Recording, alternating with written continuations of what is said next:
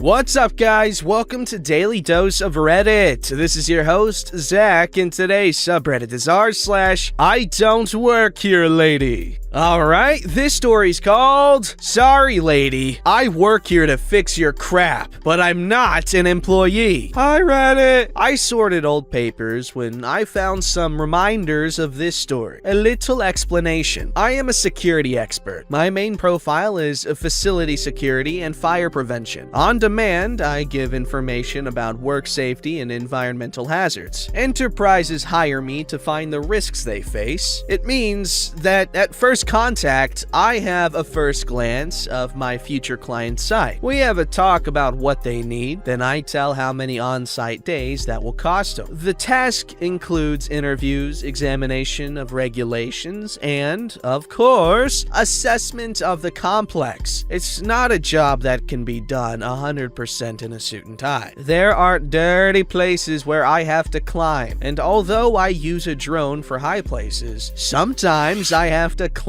industrial ladders, etc. For such occasions, I use military khaki coveralls with caterpillar boots. Work helmets and safety ropes if necessary will be important later. After the on-site days, I will prepare my report in the form requested, but it is not uncommon for management to ask for a presentation in addition to the documents where questions can be asked. This is especially true when the company that commissioned me already had problems. This is also important later. On to the story. So I was hired by the owner of a company of rising activity. Big enough site, industrial buildings, heavy machinery, spectacular office building. The owner is a smart guy, a pleasant conversationalist, but the kind with whom you count your fingers after a handshake. We agreed on what he wanted to investigate, how many days it was for him, and what I needed to access, all for how much. The guy knew he wasn't throwing away the money he was paying me. Annoying thefts took place and he did other things, but I refrained from talking about them because that would have oriented my research. At companies this size, in many cases, the security and the fire prevention is regarded as a kind of inner service provided by the facility management department. This was the case at this company too. When I begin a job like this, I always begin with the interviews of the security personnel. It's a good source of intel and they will know me from day one, so no confusion on the following days. I went on with them, checked the camera system, burglar alarm, access control, fire alarm, etc. By the time I get to corporate policies, I have already found serious shortcomings. But the dirty part only followed. It was scheduled for the beginning of the second day to interview the head of the FMD. But when I showed up at her office at the allotted time, I only found her very embarrassed assistant there. The young lady said, "Mrs. Name had to leave and was only expected in the afternoon." But she was willing to help. I didn't tell her. It took me enough effort to overcome her initial embarrassment, but the conditions I could examine with her help were hair-raising. The third day was the day where I put my workwear, helmet, camera, tablet, and measuring instruments. The places I had to reach had access from the inside parking lot. Some of the parking spots were marked for top management, who had company cars. The top management, 4 people, parked large but not ostentatious cars in the dedicated parking lots, alongside a few more modest company cars for lower-ranking managers. I was ready to climb a 20-meter or around 65 feet high industrial ladder. What takes 2 hands, so I turned the camera on. I needed a few seconds to put my gloves on when I heard this. I had it on cam too. "Hey, you!" I looked in the direction of the voice. It was a woman, very manager-like, very bossy, and the arrogance shone from her. She was approximately 5 feet 6 inches, fit and plastic with a modeled, expensive hairstyle. Apart from her, I was the only one in the parking lot, so it could not be a mistake to whom the kind words were addressed. Before I could speak, she continued in a commanding voice. "Grab my box and put it in my car. Come on, move!" Usually I am a polite, not to say chivalrous, guy, but only with humans. She did not act like one by my standards, so I told her, "No, I'm busy. Do it yourself." And I begin to climb the ladder. After a moment of dead silence, I heard her shout, "How How dare you? Who is your boss? I will get you fired. I did not care for the ranting, but I was already more than 7 feet high on the ladder when I felt her grab my ankle. Come back down at once. I am speaking to you. She shouted. Listen, I told her. I don't know you, but I presume you think that I am an employee here. I am not. Those people working in the industrial buildings, they wear blue. Janitors wear red. Guards wear black. They probably endure when you speak to them in such a tone. I do not. I'm climbing this ladder now. If you let go of my ankle, I will climb alone. If you don't let go, you will come with me. She was so surprised that she let go of my ankle. I climbed the ladder, but I still heard her huff and puff. She found someone else to load her car. Then she went away. I noted the number of her parking. Sometime later, I edited my report. The owner scheduled a meeting with top management and Mrs. Name, who, as head of FMD, was responsible for the activities I had to investigate. At the time of the meeting, I arrived some 5 minutes early, but the 4 big bosses were already there. We were just waiting for Mrs. Name while we talked about nothing. In a few words, it was obvious that all 4 had read my report and had questions. It didn't escape my attention that as a kind of in-house joke, bets were made on how much Mrs. Name would be late. She arrived 10 minutes late. The owner won the bet. When the owner presented me, first she got red, then white. She was the rude lady of the parking lot. When I began my presentation, she was aggressive and arrogant, but I left no place for doubt. So when I was finished, she was completely devastated. In short, the company risked a fine of approximately $60,000 due to a series of irregularities and thefts, and material damage were caused by poorly written policies and faulty contracts. This could all have been written at Mrs. Name's expense, but the management felt they could have paid more attention. As always, my report included detailed suggestions for solutions, so Mrs. Name left not with the promise of dismissal, but with as much to do as she had never experienced before. Even then and there, they asked me for a check back 3 months later. The check back was only 1 day, but I was with Mrs. Name for almost 7 hours that day, who was looking at my eyes no more than 5 times in total from that time. Edit. I saw many comments asking, why was she not fired? I have to tell you, the management leaders also felt guilty, and for a reason. It was a fast-growing company where one of the consequences of the growth was the emergence of new risks and legal obligations, and the new safety and fire prevention tasks were simply put around this lady's neck without any special support. Yet, one of the 4 top managers was also the company's lawyer, and the other was the logistics boss. Mrs. Name had done an excellent job with facility management until then, but did not cope with the new tasks. And because it's a rather militant nature, it was thought that his complaints about safety and fire prevention were just the usual lightning and thunder. I know this because some 2.5 years later, when the company went from 1 site size to a 4 site size, she was the one who asked me for a consultation. At the time, she was much more confident in her duties and a much calmer, more civilized person. It's been a few years since. I don't know what can happen to her now. Hey, good on her for,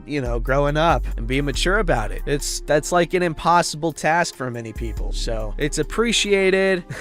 Alright, this story's called Karen Can't Understand Basic Kindness. This is a generally wholesome story with a comedic Karen encounter. When I was 17, I worked at McDonald's. Now, the fact that the red and black uniform of McDonald's looks nothing like the blue-centric Walmart uniform has a little bearing on this story, because as we know, the only colors a Karen can see are beneath me and my reflection. Whoa! First of all, bro, I am digging the the sick nasty alliteration everywhere. Comedic Karen encounter, only colors a Karen can see, so good. So I was visiting Walmart after work, straight out of work. I was still in uniform and my hair was a mess, so I still had my McDonald's hat on. I swung by electronics to check out the games, and while I was looking at them, there was a pretty young kid, like 10, and his mother talking to an employee about what game he wanted to get. I overheard their whole conversation while looking at the games myself. He wanted a Pokemon game, but didn't know which one to get. It was between Ruby and Emerald. How old is this story? Pretty sure Emerald came out like 2003 or 4, something like that. Anyway, it's like Game Boy Advance. The kid was clearly into Pokemon, but this was his first time getting one of the games because he just got his first Game Boy and he could only get one. Oh my god, memories. His mom clearly had no idea, and the employee, a very pleasant older gentleman who didn't know beans about something like Pokemon, were trying to puzzle out the difference between the two games. I loved the kid's enthusiasm and totally understood his anxiety about wanting to get the right one, and since I could see his mother and the employee struggling, I went ahead and politely interjected myself. As a big fan of the games, I knew an unhealthy amount about them. I explained the general differences between the games and answered his questions about them, and he ended up going with Emerald. His biggest concern was making sure he could get a Torchic.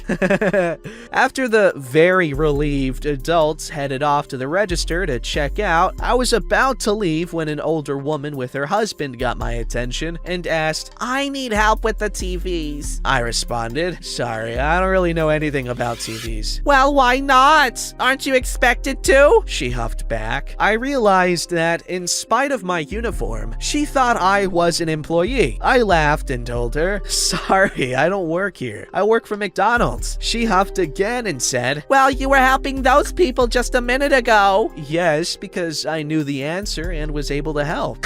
Why? Well, why would you do that if you don't work here? I was genuinely baffled by the question, and I just looked at her and said, to be nice? Well, I don't know why you would do something like that. I just stared at her. Like, how do you even respond to that? After a moment of silence, she finally said, so can you help me with the TVs or not? I just said, no, and walked away. I don't quite understand what about basic human kindness is so confusing, but there it sits. But the little boy got his Torchic, and at the end of the day, that's what really matters. Yes, it is. That was so cool. Holy crap, that like put my mind back in 2004 mode for like a little bit, or like a small part of me was just like a small percentage of me was just in this state of 2004 or 5 or 4. I don't know, something around that time. It's pleasant because I was a kid back then. I mean, I'm still a kid basically, but damn, Pokemon. I got Pokemon Fire Red for my blue Game Boy Advance SP. It was given to me by my older cousin Myra, who has a book published called Patient S on Amazon. Pretty cool, check it out. Anyway, she gave me a freaking copy cartridge thing of Fire Red. She had 2, and it was so cool. Be it the Elite Four. I didn't catch them all though, but who cares? I had my Charizard, I had Articuno, I had Zapdos, and Moltres. I'm pretty sure you can get all of them in Fire Red. If I didn't get all of them, I got most of them. I got all the legendaries you could get. This story's called Today Was a Bad Day for Me to Be Lazy. So basically, I'm sorta irresponsible and I didn't do my laundry one day, and it's changed how I think about the planet. For context, I had to go to Target to grab some stuff I needed for my new place. I don't have a washer and dryer yet, and the nearest laundromat is more than 5 blocks away. On a hot day, I didn't feel like walking that far until it got a little cooler and darker, because it's kind of embarrassing dropping your dirty drawers on the sidewalk in front of people. So I decided I would use the free time to buy some stuff I needed, then get it done. That's when this started. The only shirt that fit me or was good for that day was this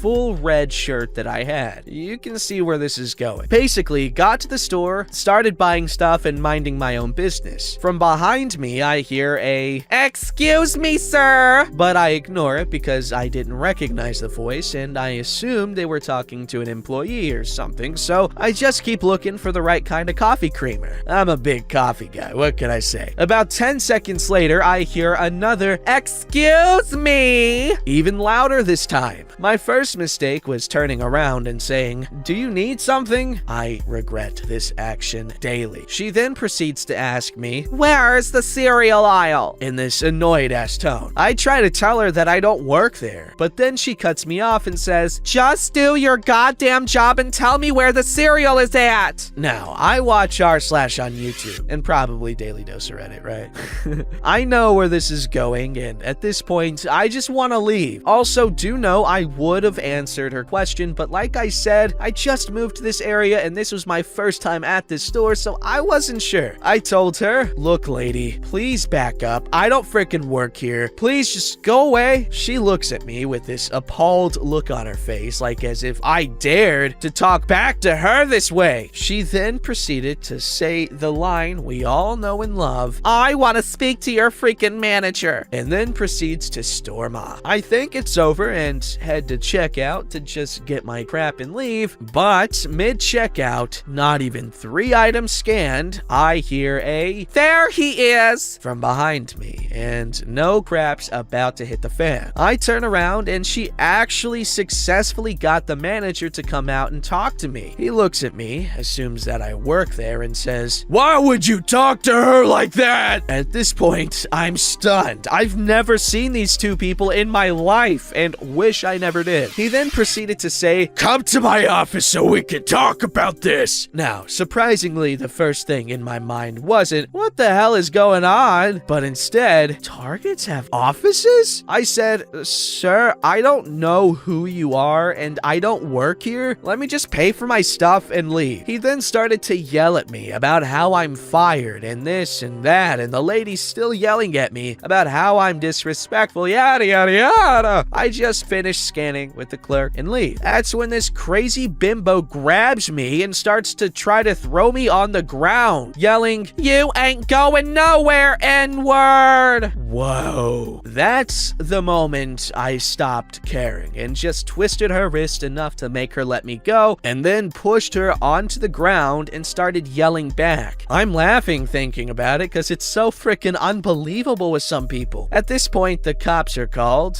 They still think I work there, and I wait. Eventually, I tell them my side, the manager tells them his side, and she tells them her side. With the injuries I had on me from her grabbing and punching me in the security camera footage, I got off scot-free and decided to press charges. Basically, she got a few years, the manager either got relocated or fired, I think, and I got home at like midnight with undone laundry. Laundry is officially my favorite thing to do, and I'm buying a washer and dryer tomorrow. Not sure if I'm supposed to do this here, but it's a long story, so screw it. Damn, OP, that's wild. I forgot laundromats were a thing.